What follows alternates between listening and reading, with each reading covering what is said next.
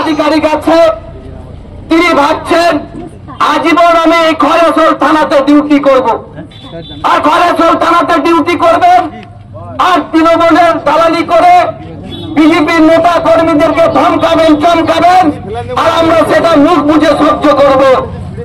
সেই অফিসারকে হুঁশিয়ারি দিতে বলতে চাই, যদি আপনি উদ্দীপনে আছেন, আপনার মনের মধ্যে যদি বিবেক থাকে, যদি আপনি সাধারণ মানুষের করের টাকায় যে ট্যাক্সের টাকাতে আপনার বেতন হয়, যে বেতনে আপনার পরিবার চলে, যে বেতনে আপনার ছেলে মেয়েরা পড়ালেখা করে, আর সেই উদ্দীপনে আপনার দায়িত্ব যখন আপনি পালন করতে পারেন না, আপনার উর্দিটা খুলে দেওয়া উচিত। উর্দি খুলে দিয়ে আমি জানতে চাই যে আপনি কি কাজ করতে পারেন, বাংলায় আপনার জন্য কোন কাজ আছে।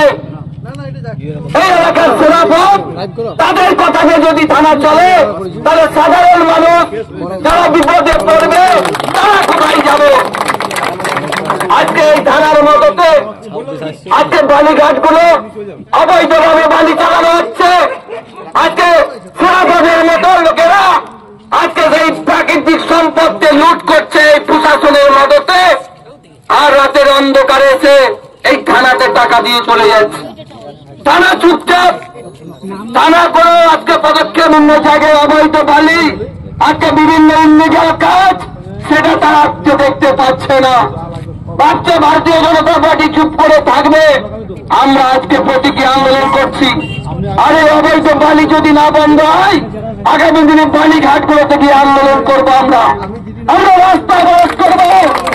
আমরা চাই যে প্রাকৃতিক সম্পদ লুট হলে এই এলাকার মানুষরা যখন বাড়ি করতে যায় তখন তারা বালি পায় না।